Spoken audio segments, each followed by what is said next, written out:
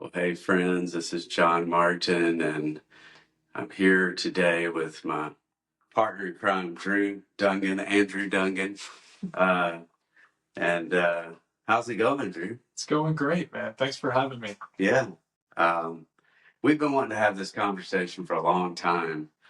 I told Drew that we got to get this on film when it's happened, when Drew's new into the business, and I said you got to tell our listening audience about your first listing.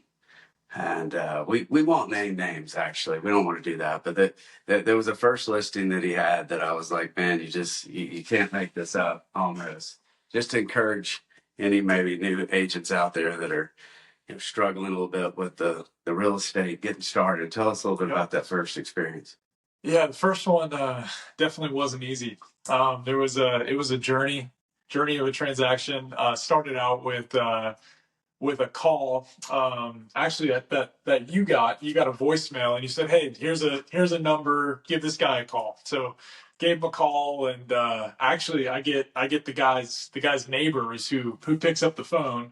He's like, "Yeah, let me run over to my next door neighbor," and he's the one that's looking to sell the property. So that's kind of how it starts. And he goes over there. I talk to him. He says, "Hey man," he goes, "I don't have a phone." This is an older gentleman, doesn't have a phone, don't have an email. He said, "I live about an hour away from where I'm located." He goes, "Hey, come over, drive over, and meet me at my house, and we'll go from there." And so I come over, listing agreement in hand, comps in hand, go over and meet with this gentleman, and we have an initial discussion, and the negotiation process was from the start just trying to get the listing price. Was a negotiation, back and forth. This guy had a number in mind that he knew he wanted to get, and he was very ambitious with his number that he'd like, and so we settled on his number. Being my first listing, I was like, I don't think it's going to sell for that, but hey, if you want to throw it out there on that, I'm looking to get started. So threw the number on, and long story short, didn't really have a whole lot of action, except for actually before we posted the listing, we had one hit on. Got an offer. Had an offer in hand. It was very close to what John and I were thinking the property would sell for. But he turned that down. He didn't even want to entertain that. Didn't even want to counter offer. And from that point, it just progressed, and months and months go by. I mean, cold as can be. The price is obviously too high, just for the current market. In a few years from now, or maybe a few years previous, it might have sold for that. But at the current time, it wasn't selling at that price. Well, what the challenge was, it wasn't only the price. The pricing was a challenge, but just that the client lived a good hour, maybe an hour and a half away, and he didn't have any type of phone. He didn't have email. Yep. The only way that you could contact him was through some neighbor that turned out to be some random guy that barely knew him. You had to call if you wanted to communicate any kind of updates or activity, or we need to do anything with the listing. You had to call this guy, and I remember one time I think you called him, and I don't know. It was just it was. He had asked me. He had asked me pretty much not to call him. He said why. He said, "Why do you keep calling me?" He's like, you should have just bought this gentleman that I'm representing. You should have just bought him a phone," is what the guy said. And I mean, this isn't a massive transaction. That'd be a large portion of the of the commission. But through this story of you working with this guy and all, you end up getting to be pretty good friends with him, and you end up providing really good service. Definitely. And I know I was crazy too. One time you said I think you got a call from the hospital. I did. Tell us a little about that. Yeah, so I got a call. I got a call from the hospital, and it was the nurses station, and they said, "Hey, do you know this gentleman?" And yeah, I do. I'm his real estate agent. I'm representing him, in a transaction. And the nurse on the line goes, well, he's in the XYZ hospital. And I was like, oh my goodness, like, is he okay? She's like, all she could tell me was, hey, he's alive and well. But like he's in the hospital because I'm not family, so she can't really share anything.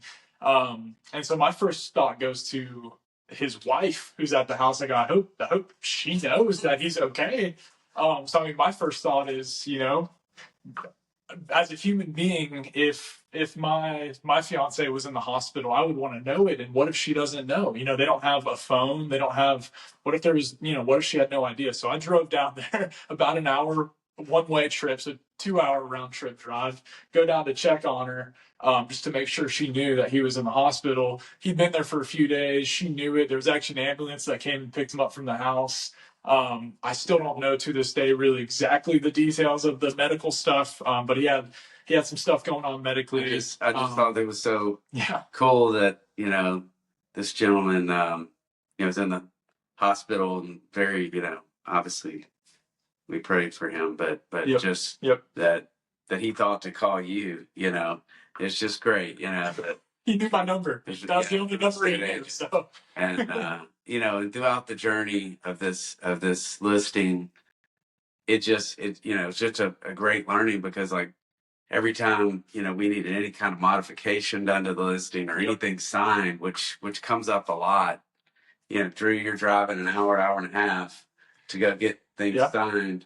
it was like this, I want to say like 7 or 8 times. I drove down there to get documents signed, chasing this guy down. But the reason we tell you this is that it did work out. You got the property sold, it closed. I did. Everybody got paid. It worked out. It was great perseverance. Yep. But I know it tested your faith a little bit, Yeah.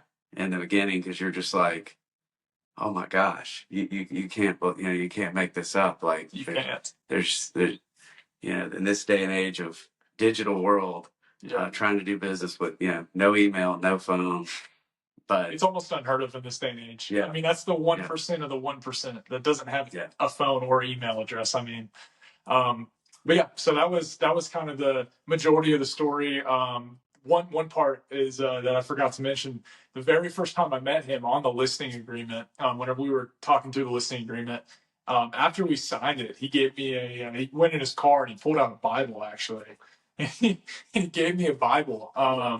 And I want to say we prayed together at that point. So I had a feeling it was gonna work out. There was some spiritual backing. But I thought that was a really unique way to start my first listing. Oh man, yeah. Yeah. Well, and you provided true service. To be honest, I think a lot of us agents that have been in the business longer would probably been like, I'm not dealing with that. I'm not going to work with someone that has no phone, no email. If you want to talk, you got to drive an hour and a half or try to contact some neighbor that'll go run it down. That but that really spoke to your level of service. So it's a good it was a funny story. We had a lot of laughs along the way, but it's a feel good story as well. Just for persevere, and we got, the customer was happy. He was very satisfied.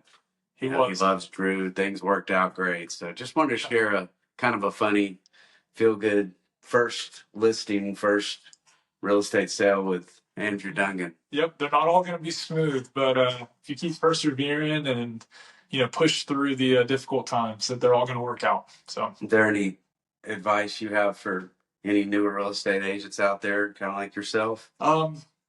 I don't have a wealth of knowledge like John here. He's been doing it for a long time. But for me, I'd say first, got to get on the phones, man. You got to be making calls. Second, you never know what to expect. Always be, expecting the unexpected. And you just got to push through the difficult times. And, these first year or two is going to be some of the toughest times. And and breaking through that is the most difficult. So just keep keep taking steps, one after another, and eventually it's going to start rolling. So keep showing up. Yep. All right, folks. Exactly. Good seeing y'all. Thanks. Until next time.